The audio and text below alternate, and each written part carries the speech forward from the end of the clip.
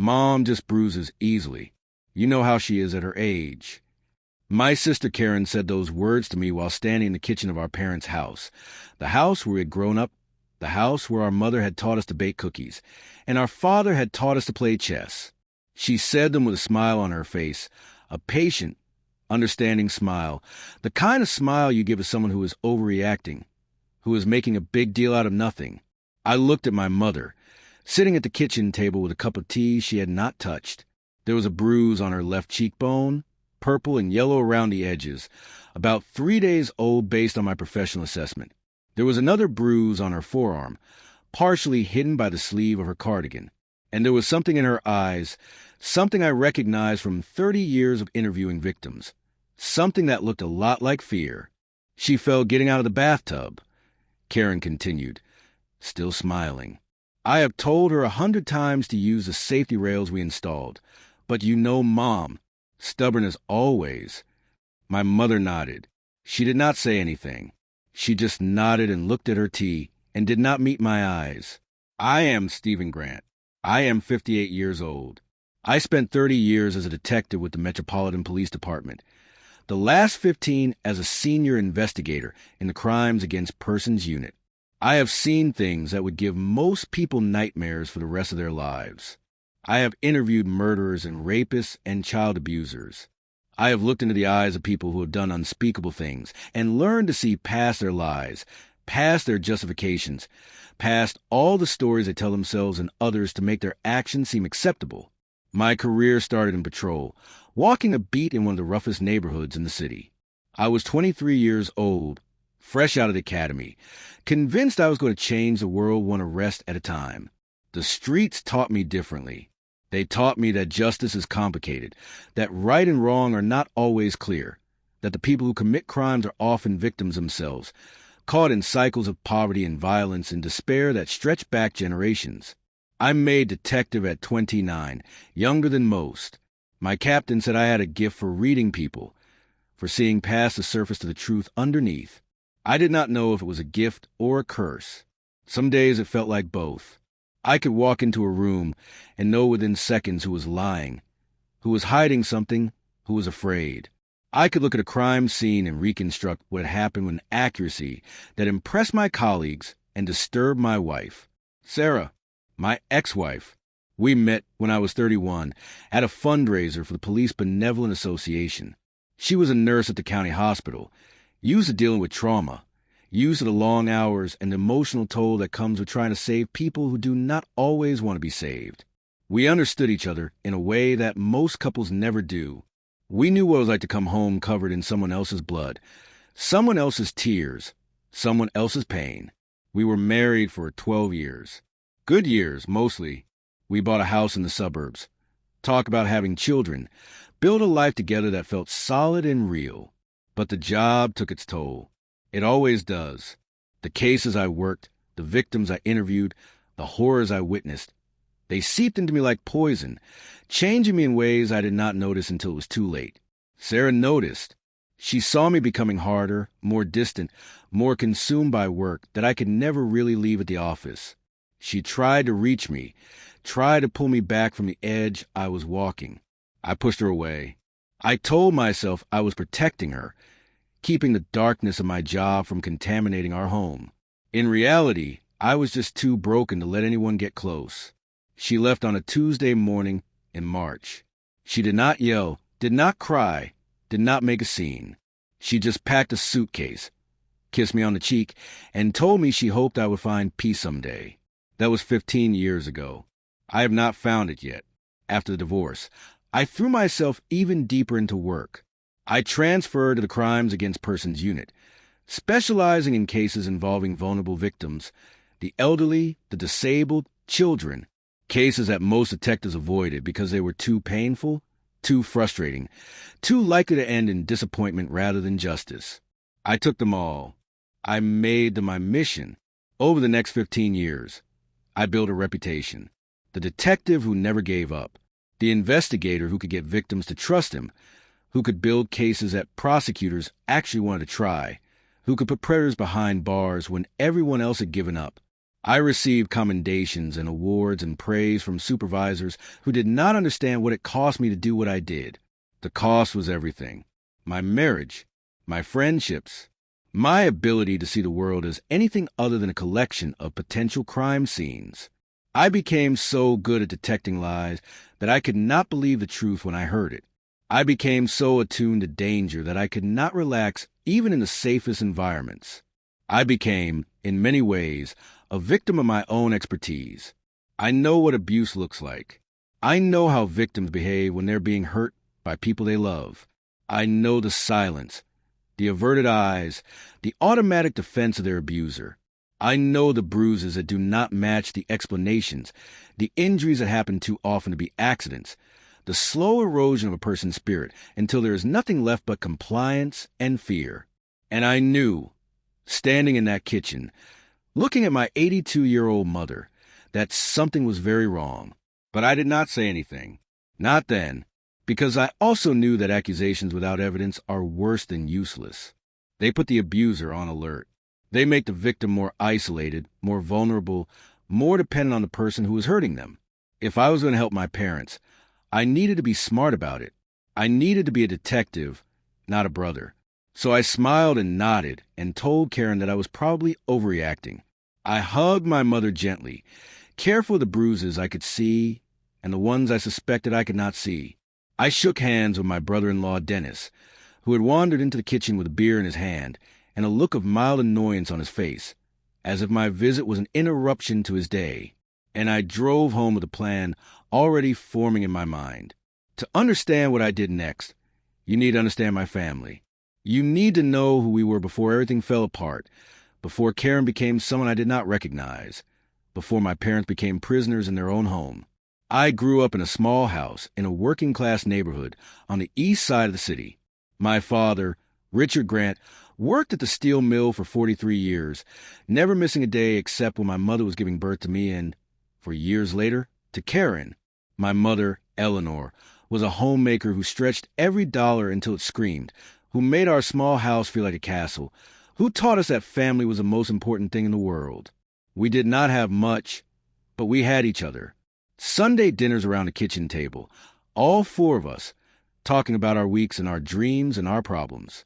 Summer vacations at the lake, sleeping in a tent because we could not afford a cabin, roasting marshmallows over a fire my father built. Christmas mornings with presents that my parents had saved all year to afford, watching us tear open the wrapping paper with the kind of joy that only children can feel. Karen and I were close as kids. I was her big brother, her protector, the one who walked her to school and made sure nobody bothered her.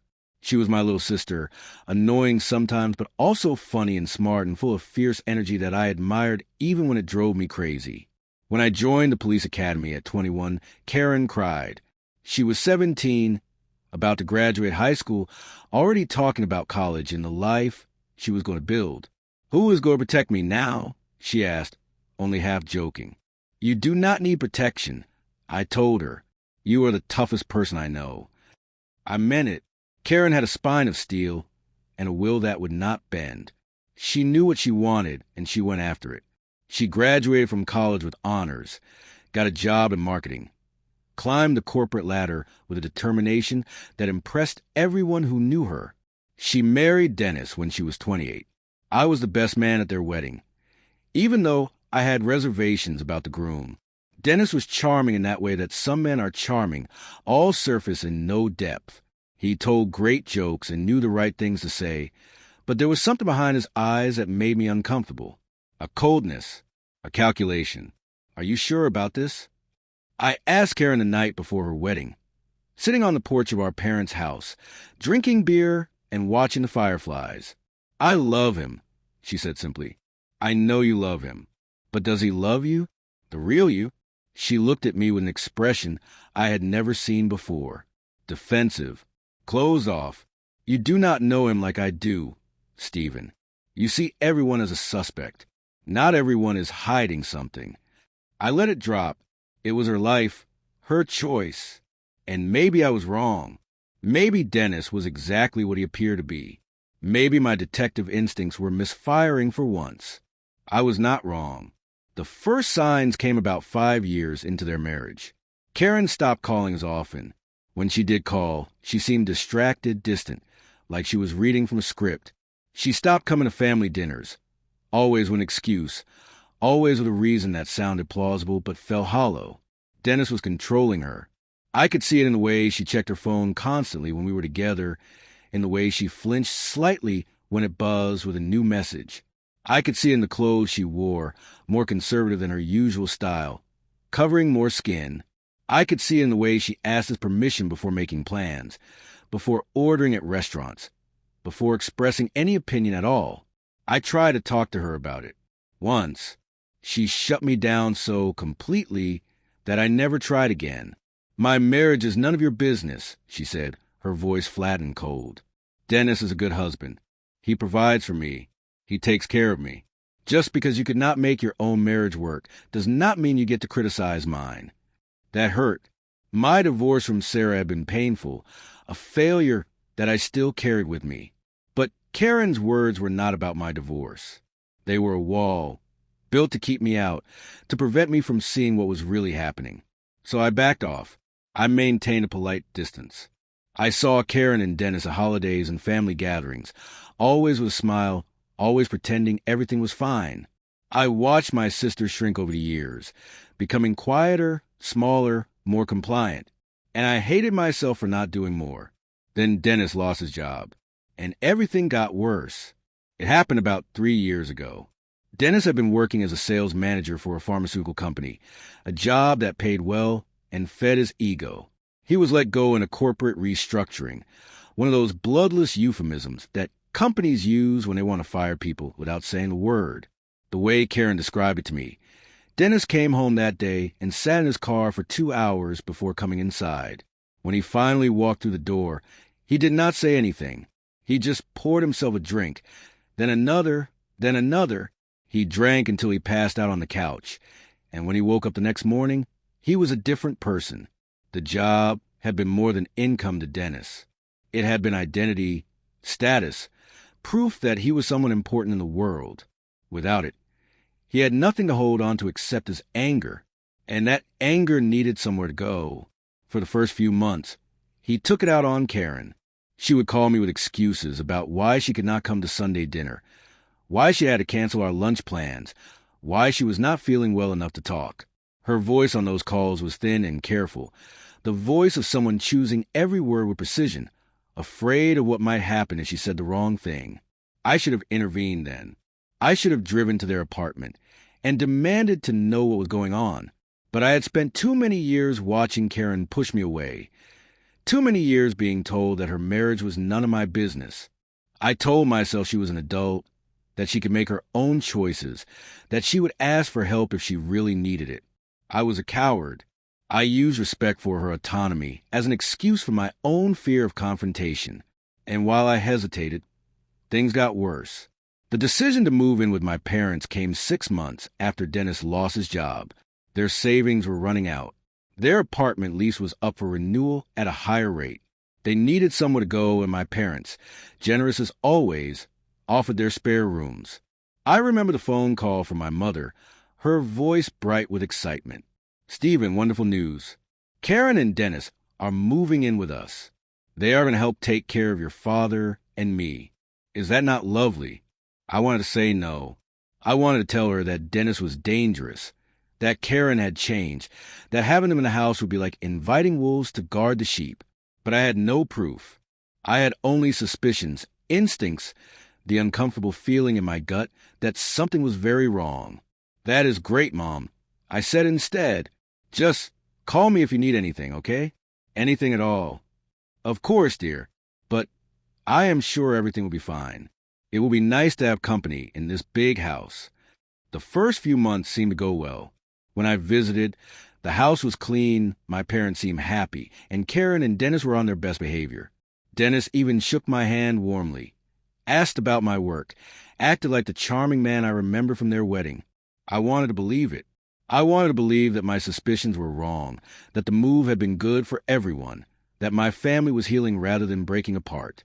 But I could not shake the feeling that I was watching a performance, that behind the smiles and the pleasant conversation, Something ugly was growing, that my parents were actors in a play they had not agreed to perform, reading lines they had been given, afraid of what would happen when the curtain fell. I started visiting more often, sometimes without calling ahead.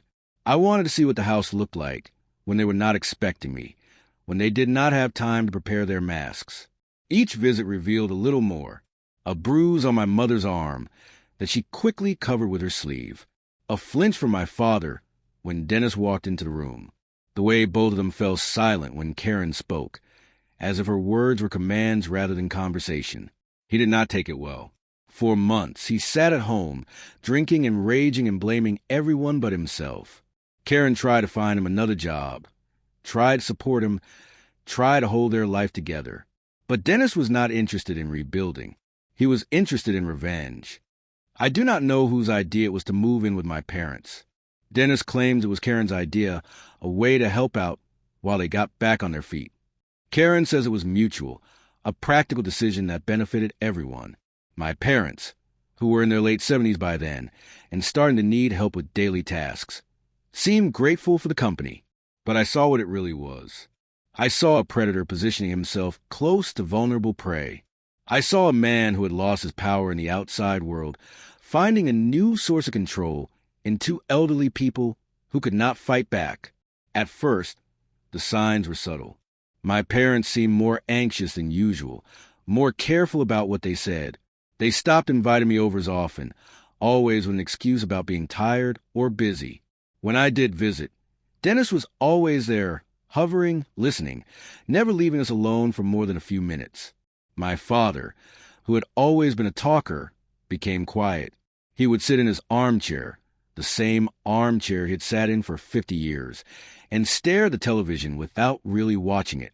When I asked him questions, he would answer in monosyllables, glancing toward the kitchen where Dennis was always lurking. My mother developed a nervous habit of looking over her shoulder, as if expecting someone to appear behind her at any moment. She laughed too loudly at things that were not funny. She agreed with everything Karen and Dennis said, even when it contradicted what she had said 5 minutes earlier, and the bruises started appearing. The first one I noticed was on my mother's wrist. She said she had caught it in a drawer. The second was on her shin. She said she had bumped it on the coffee table. The third was on her face, and she said she had fallen in the bathroom. I am a detective. I have seen thousands of injuries over my career.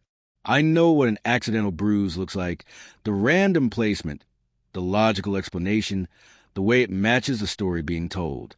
And I know what a non-accidental bruise looks like, the grip marks, the defensive wounds, the pattern of injury that speaks of violence, not clumsiness. My mother's bruises were not accidents, but I could not prove it. Every time I asked, she had an explanation. Every time I pushed, she became more defensive, more insistent that nothing was wrong. And Karen was always there, always smiling, always explaining that Mom was just getting older, that old people fall, that I was making a big deal out of nothing. I tried talking to my father. I caught him alone one afternoon in the backyard, supposedly looking at the garden, but really just escaping the house for a few minutes apiece. "Dad," I said quietly, "is everything okay here? Are you and Mom being treated well?" He looked at me with eyes that had once been sharp and bright, but were now clouded with something I could only describe as defeat. "Everything is fine, Stephen. Karen and Dennis are taking good care of us." "Dad, I am a detective. I can tell when someone is lying to me." He flinched, actually flinched, as if I had raised my hand to hit him. "I am not lying. Please, just leave it alone." "I cannot leave it alone if you and Mom are being hurt. No one is hurting us." His voice was barely a whisper now. "Please, Stephen, if you push this, you'll only make things worse. For all of us." I saw the fear in his eyes. Not fear of me, fear of what would happen if I kept asking questions. Fear of retribution. Fear of a man who had taken control of his home and his life and left him with nothing but silent compliance. I wanted to grab my father and shake him, to force him to tell me the truth. I wanted to confront Dennis right then and there, to let 30 years of police training loose on the man who was terrorizing my parents. I wanted to save them the way I had saved so many victims over my career. But I knew better. I knew that confrontation, without evidence, would only make things worse. Dennis would deny everything. Karen would defend him. My parents would be isolated even further, cut off from the one person who suspected the truth. And Dennis would know that I was watching, which would make him more careful, harder to catch. So I did what detectives do. I started building a case.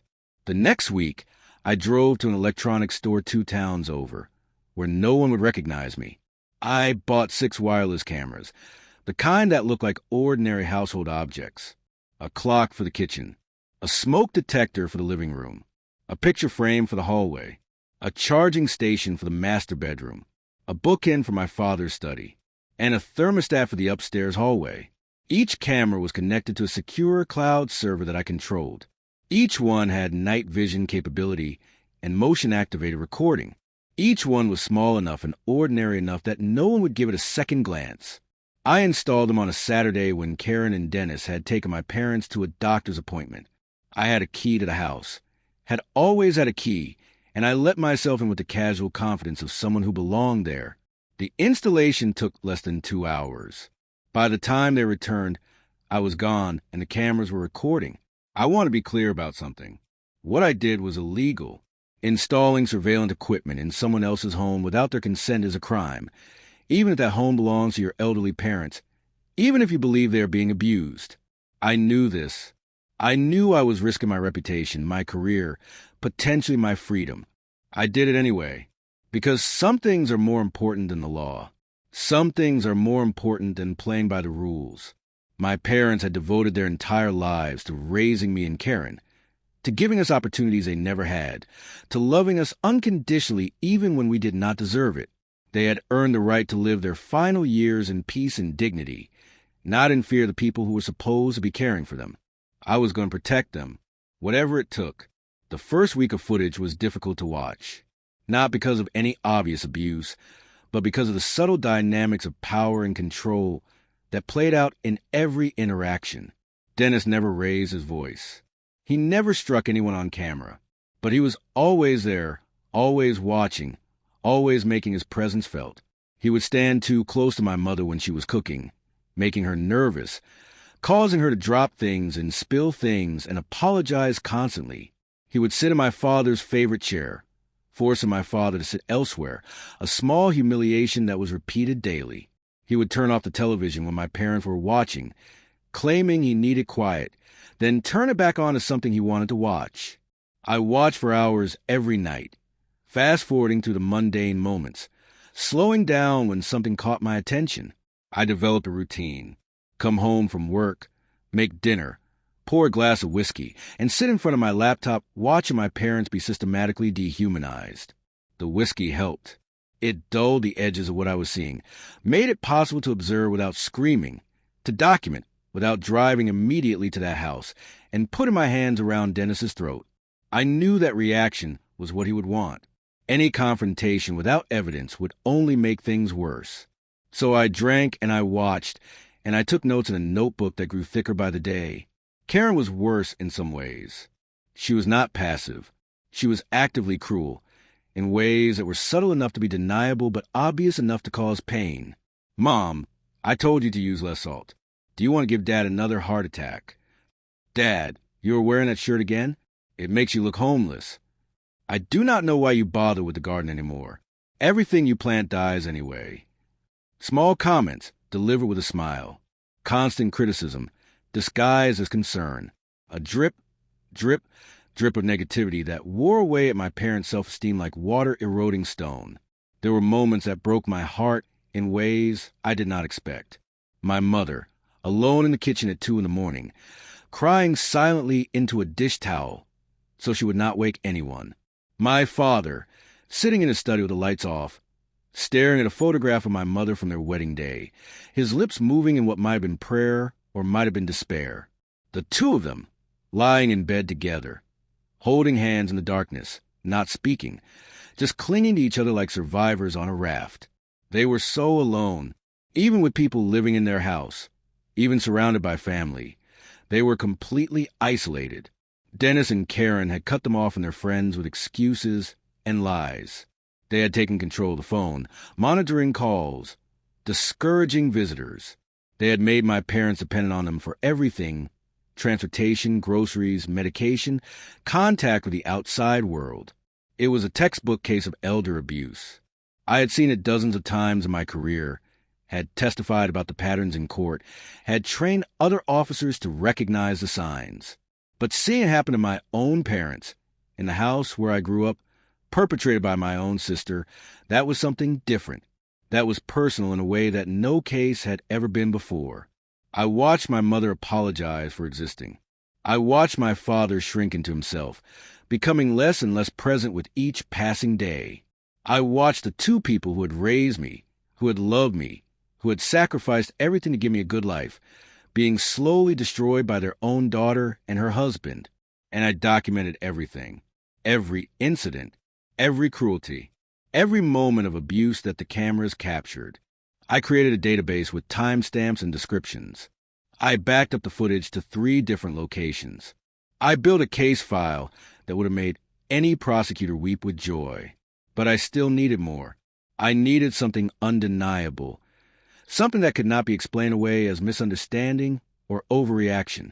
I needed proof that would hold up in court, that would convince a jury beyond reasonable doubt, that would ensure Dennis and Karen faced real consequences for what they were doing. The first physical incident happened in the 3rd week. I was at my office, going through emails, when my phone buzzed with an alert from the surveillance system. Motion detected in the kitchen. I opened the app and watched in real time as my mother tried to make lunch for everyone.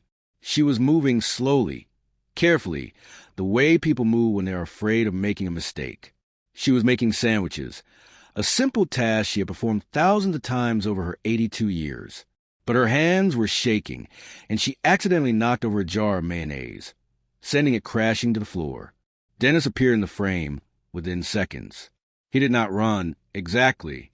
He moved with a predatory quickness that spoke of long practice. He grabbed my mother's arm, the same arm where I had seen bruises before, and yanked her around to face him. "What the hell is wrong with you?" His voice was low, controlled, but filled with venom. "You stupid old woman. That mayonnaise cost $4. For dollars you just threw on the floor. I am sorry." My mother's voice was tiny, a child's voice. "I did not mean to. My hands. Your hands are fine. You are just careless. You do not think about anyone but yourself." He squeezed her arm tighter, and I saw her wince in pain. "Clean it up. Now." He shoved her toward the counter. Not hard enough to knock her down, just hard enough to make her stumble. Then he walked out of the frame, leaving my mother trembling, tears running down her face, bending slowly to clean up the mess with paper towels. I watched the footage 3 times. Then I saved it to a separate folder, marked with the date and time. Evidence. The incidents continued over the following weeks. Dennis pushing my father out of the bathroom because he was taking too long. Karen screaming at my mother for not folding the laundry correctly. Dennis accidentally stepping on my father's foot and then blaming him for being in the way. Karen throwing away my mother's medications because she did not think they were necessary, and my mother should stop being such a hypochondriac. Each incident was documented. Each one was saved. The folder grew thicker by the day. But the incident that changed everything, the one that made me realize I could not wait any longer, happened on a Thursday night in early November. I was at home, half watching a baseball game, half monitoring the camera feeds on my laptop. The living room camera showed my parents sitting on the couch, watching television. Karen was in the kitchen, doing something I could not see. Dennis was in my father's study, going through papers. At first, I did not pay much attention to Dennis. He often went through my parents' things, looking for documents, checking statements, assert his control over their finances. But something about his body language made me look closer. He seemed excited, agitated, like someone who had found something important. He pulled out a folder and opened it. I could not see what was inside, but his reaction told me it was significant. He smiled, that cold smile I had seen at family gatherings, the one that never reached his eyes. Then he stood up and walked to the living room. "Richard." Dennis's voice was almost friendly, which made it even more disturbing. "We need to talk about something." My father looked up from the television, fear flashing across his face before he could hide it. "What is it?" "This." Dennis held up the folder. "Your will, and the deed to this house." I felt my stomach drop. I knew where this was going. I had seen it before, in cases of elder abuse. The manipulation, the coercion, the systematic theft of everything an elderly person had spent their life building. "What about them?" my father asked, his voice weak. "Karen and I have been talking. We think it is time to make some changes. For everyone's protection." Dennis sat down in the armchair across from my parents, the folder open on his lap. "You are not getting any younger, Richard. And Eleanor's memory is not what it used to be. We are concerned that if something happens to you, the estate will be a mess. Lawyers, probate, all that expensive nonsense." "What kind of changes?" my mother asked quietly. "Simple ones. We just need you to sign a few documents. Transfer the house to Karen now, while you are still competent. Update the will to make sure everything goes smoothly. It is really for your benefit. Less hassle, less stress, less worry about the future." My father shook his head slowly. "I do not think that is a good idea, Dennis. The house is in both our names. It has been for 50 years. We want to leave it to both our children, not just Karen. Stephen does not need this house." Karen's voice came from the kitchen doorway. She had been listening, waiting for her cue. "He has his own place. He has his pension. He is fine. We are the ones who moved in to take care of you. We are the ones who sacrificed our lives to make sure you are okay. We deserve something for that. We appreciate what you do for us," my mother said carefully. "But the house is just sitting here," Dennis interrupted. "You cannot maintain it. You cannot afford the taxes. Every year, we have to pay for repairs, for utilities, for everything that you cannot cover on your fixed income. Do you know how much that costs us? Do you have any idea?" "We did not ask you to pay for anything," my father said, with more steel in his voice than I had heard in months. "We never asked you to move in. That was your idea." Dennis's expression changed. The friendly mask slipped, revealing something ugly underneath. "Your idea? You think you could survive without us? You cannot even make it to the bathroom without help. You cannot cook. You cannot clean. You cannot do anything for yourselves. Without us, you would be in a nursing home. Is that what you want? A nursing home?" "Dennis." Karen's voice was sharp. "Calm down." "I am calm. I am just explaining the reality of the situation." He leaned forward, his eyes locked on my father's. "Sign the papers, Richard. Transfer the house to Karen. It is a smart thing to do. It is the right thing to do. And it is going to happen one way or another." "What does that mean?" my mother asked, her voice trembling. "It means we are not going to keep doing this for free." Dennis smiled again, that terrible smile.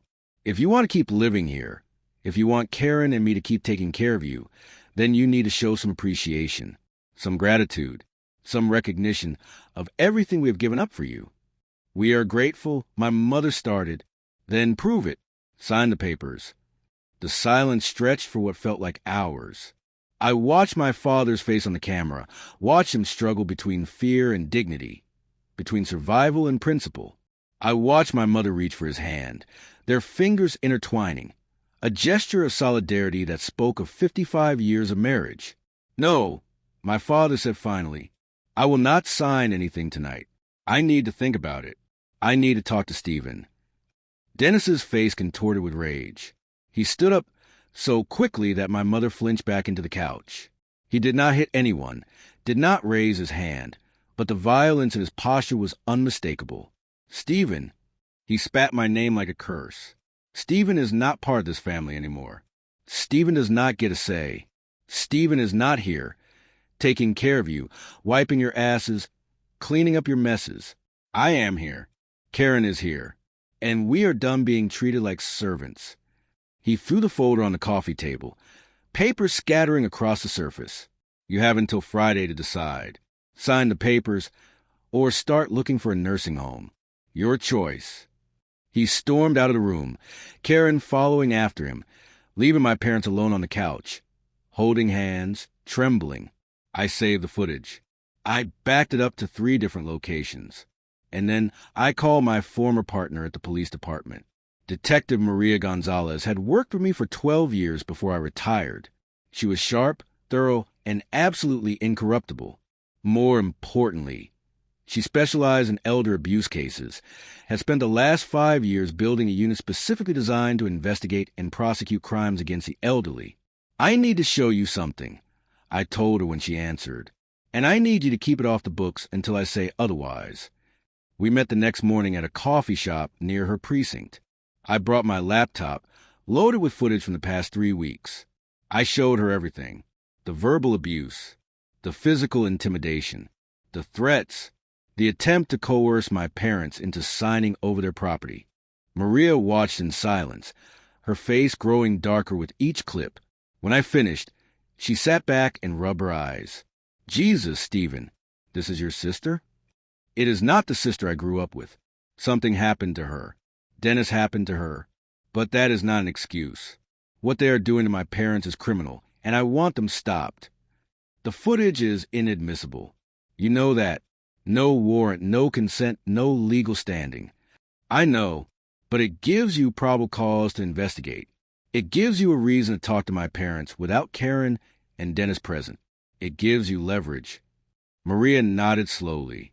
I can work with this, but you need to stay out of it from this point forward. If this goes to trial, your involvement cannot be a factor. Defense attorneys would have a field day. I understand. Just protect them. Please. They are all I have left. She reached across the table and squeezed my hand. I will do everything I can. I promise. The investigation moved faster than I expected. Maria obtained a warrant to examine my parents' financial records, which revealed a pattern of unauthorized withdrawals from their accounts dating back 2 years. She interviewed their doctor, who confirmed suspicions of abuse based on the frequency and nature of my mother's injuries. She contacted Adult Protective Services, who opened a case file and assigned a social worker.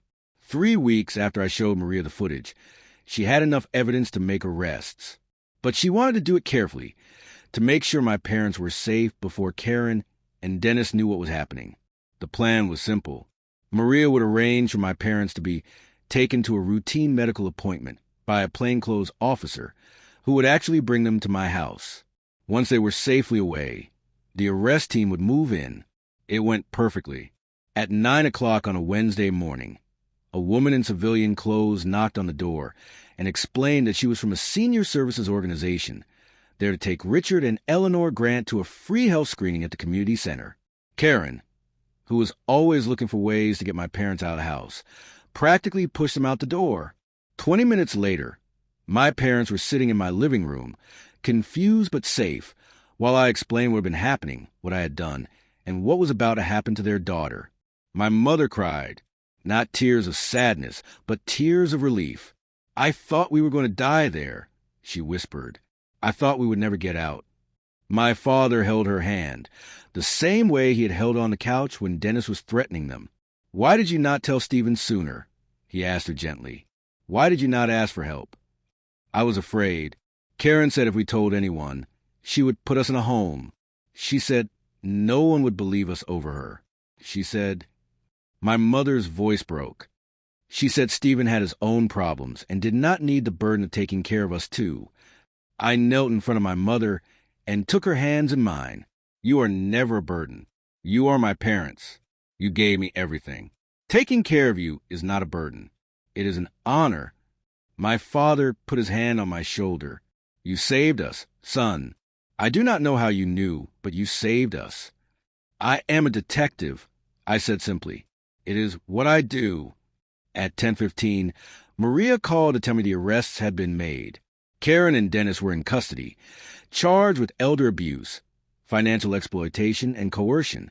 The footage I had collected, while inadmissible in court, had led investigators to evidence that was admissible. Bank records, medical records, testimony from neighbors who had noticed bruises and heard shouting, a paper trail of fraud and theft that stretched back years. I should have felt victorious. I should have felt satisfied, the way I used to feel when I closed a case and put a criminal behind bars. But all I felt was sadness.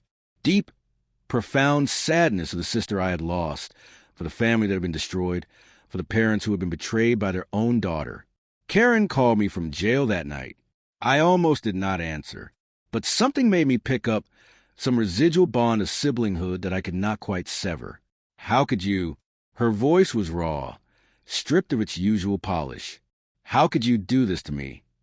How could I? I repeated, unable to keep the anger from my voice. How could you? They are your parents, Karen. They raised you. They loved you. And you treated them like prisoners. You stole from them. You hurt them. You were going to take their home. I was taking care of them. Nobody else was doing it. You were not doing it. Taking care of them? Is that what you call it? The bruises, the threats, the coercion? That is not care, Karen. That is abuse. You do not understand what it was like. Being there every day, dealing with their problems, their needs, their constant demands. Dennis and I gave up everything to help them, and they treated us like servants. They never appreciated anything we did. They were afraid of you. They were terrified. Mom told me she thought she was going to die in that house. Is that what you wanted? To scare them to death?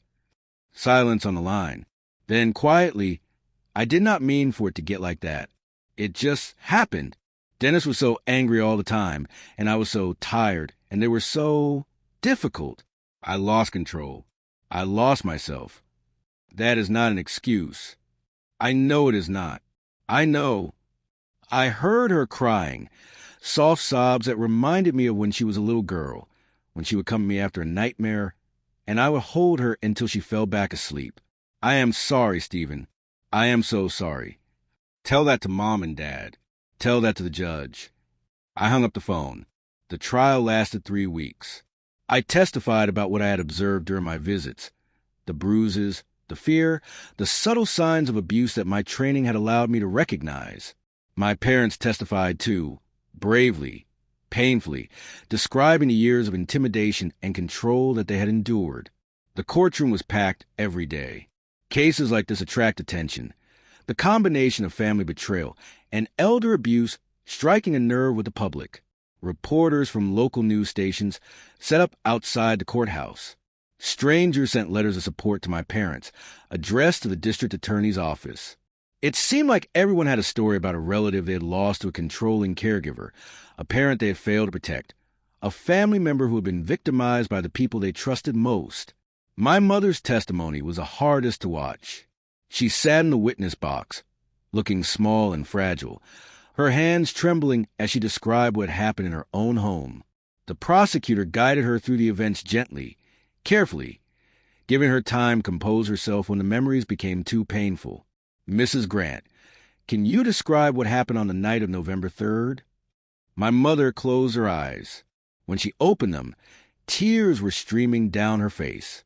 Dennis wanted us to sign papers that would give the house to Karen. My husband said no. Dennis became very angry.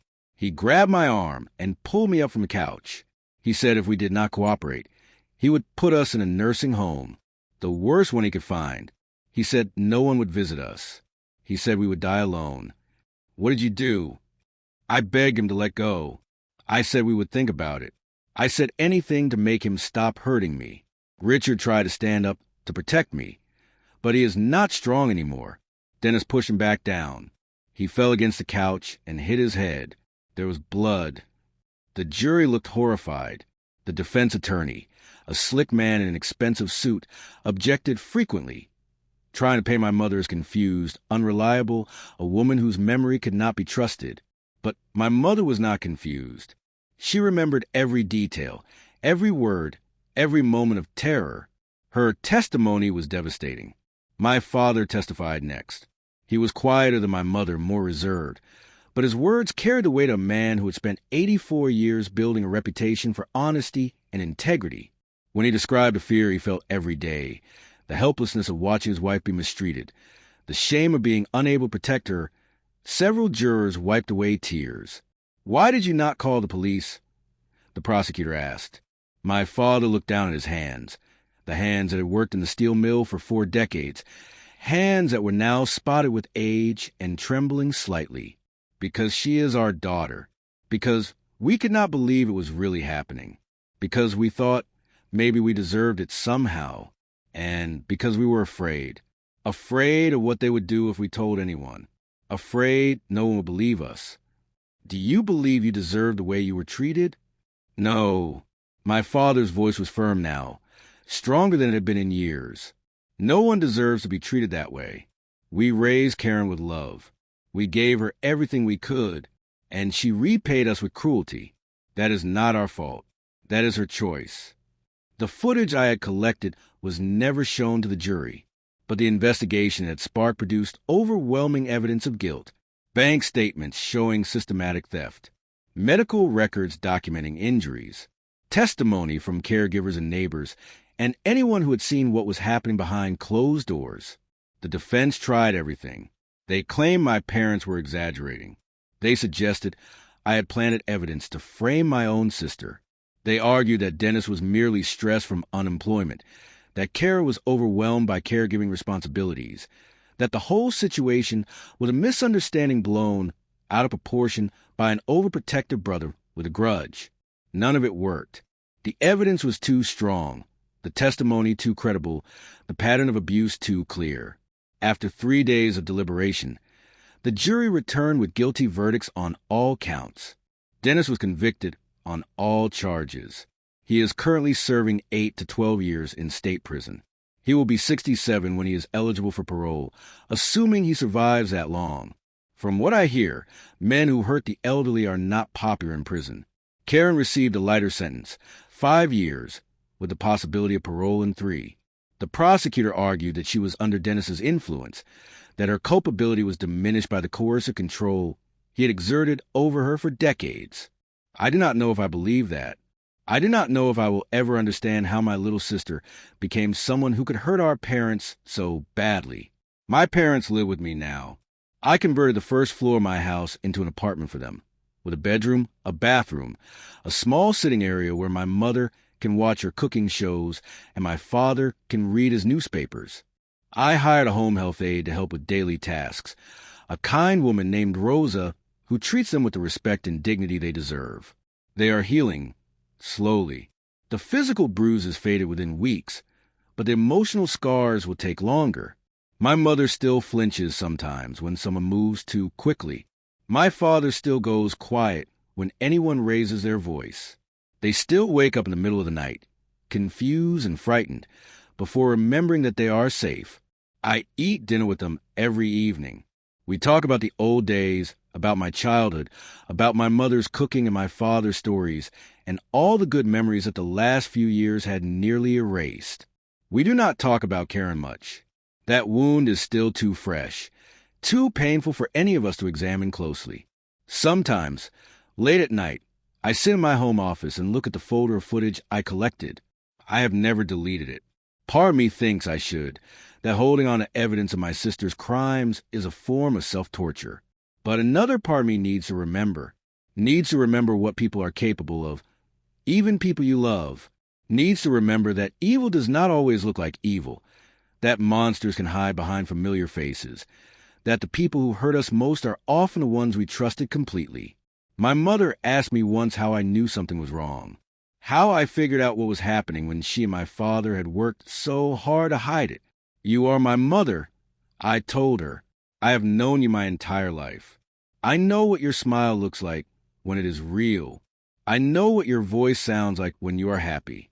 And I know what fear looks like, because I spent 30 years seeing it in victims who had no one to help them." "We were so ashamed," she said, her eyes filling with tears. "We did not want anyone to know. Our own daughter, treating us like that. What does that say about us? What did we do wrong?" "You did nothing wrong. Karen made her own choices. Dennis made his own choices. None of it is your fault. But we raised her. We taught her right from wrong. How did she become that?" I did not have an answer. I still do not. Some questions do not have answers. Some mysteries remain unsolved, even for detectives. What I do know is this: the cameras do not lie. They capture what happens when people think no one is watching. They reveal the truth that we try so hard to hide. And sometimes that truth is ugly. Sometimes it shows us things we do not want to see about the people we love. But the truth also sets us free. It freed my parents from a prison they did not know how to escape. It freed me from the doubt and uncertainty that had plagued me for years. And maybe someday will free Karen too. Free her from whatever darkness took hold of her and turn her into someone I no longer recognize. I visit her in prison sometimes. Not often, but sometimes. She looks older now, smaller. The fire that once drove her completely extinguished. She says she is in therapy, that she is working to understand what she did and why. She says she wants to apologize to Mom and Dad, but she does not know if they will ever be ready to hear it. I do not know if they will either. Some betrayals are too deep to forgive. Some wounds never fully heal. But I have learned, over 30 years of investigating the worst of humanity, that people are capable of change, that redemption is possible, even for those who have done terrible things, that the same capacity for evil that lives in all of us also coexists with a capacity for good. Maybe Karen will find her way back. Maybe she will become the sister I remember, the fierce, determined girl who once asked me who would protect her when I was gone. Maybe forgiveness will come, in time, when the wounds are scarred over and the pain has faded to a dull ache. Or maybe not. Maybe some breaks cannot be mended. Maybe some families are destroyed beyond repair. Maybe all we can do is save what can be saved and mourn what is lost. I do not know. I am not a prophet or a philosopher. I am just a retired detective who loves his parents and did what he had to do to protect them. The cameras are down now. The equipment has been returned. My parents' house was sold. The proceeds divided according to their original wishes. Half to Karen in a trust she cannot access until she completes her sentence. Half to me. I use my share to build the apartment where my parents now live. I consider it money well spent. Last Sunday, I was sitting on my back porch with my father, watching the sunset. My mother was inside, making dinner, humming a song she used to sing when I was a child. The smell of her cooking drifted through the open window, familiar and comforting, a reminder of everything that was still good in the world. "Stephen," my father said quietly, "I never thanked you properly for what you did, for saving us. You do not have to thank me, Dad. You are my father. Protecting you is my job." No, he shook his head slowly. Protecting us was Karen's job. She was the one who lived with us, the one who was supposed to take care of us. But she failed. She became something I do not understand. And you, from across town, from outside the situation, you saw what was happening. You risked everything to stop it. That is not a job. That is love. I did not know what to say. So I just sat with him, watching the sun go down, feeling his hand on my shoulder, listening to my mother singing in the kitchen. "I love you, Dad." I finally said, "I love you too, son. And I am proud of you. I have always been proud of you, but never more than now." We sat there until the stars came out, father and son, survivors, family, and I thought about all the cases I had worked over 30 years, all the victims I had helped, all the criminals I had put away. I thought about the satisfaction I used to feel when justice was served, when the bad guys went to prison and the good guys got to go home. This case was different. This case had no satisfaction, no triumph, no sense of victory. There was only sadness and relief, and the bittersweet knowledge that sometimes the people who hurt us most are the ones we love the most. But my parents are safe now. They are cared for. They are loved. And at the end of the day, that is all that matters. The cameras told the truth. And the truth, as painful as it was, set us all free. Thanks for listening. It took me a lifetime to learn that respect is not given. It is earned, and sometimes you have to fight for it. I have left 2 more stories on your screen for men who learned the same lesson. Click the one that speaks to you. And if you believe family is about loyalty, not just blood, tap the bell. Remember, it is never too late to stand up for yourself.